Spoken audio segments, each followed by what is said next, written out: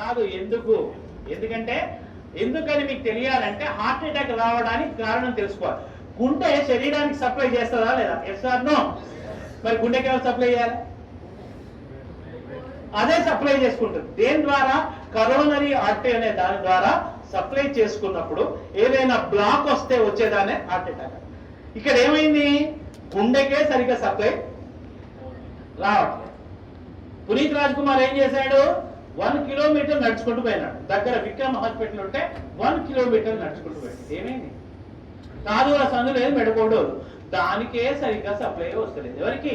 గుండెకు. అదే దానికే వశం అయితే లేదు, ఏది పోతలేదు, దానికే వస్తలేదు. శరీరం మొత్తానికి ఎట్లా సప్లై చేస్తుంది అది?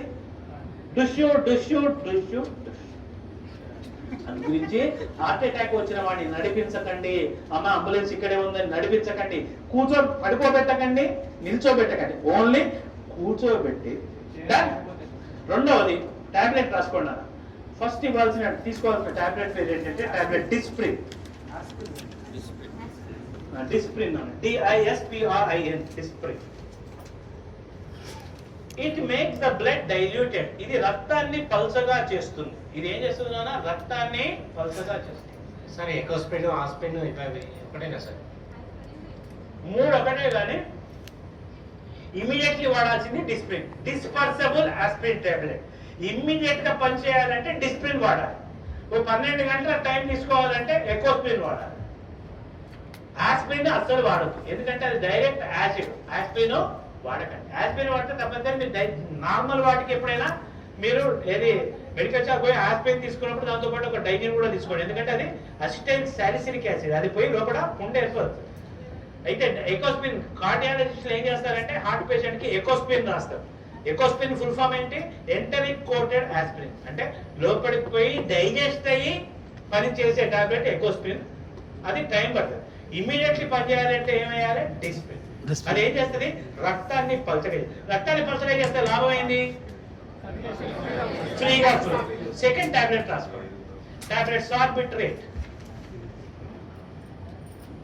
సార్బిట, SORBITARATE,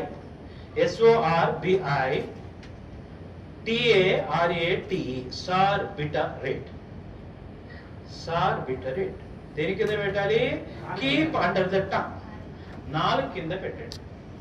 SORBITARATE ఇది దేని కింద పెట్టాలి? నాలుగు. ఇదేం చేస్తుంది నాన్న?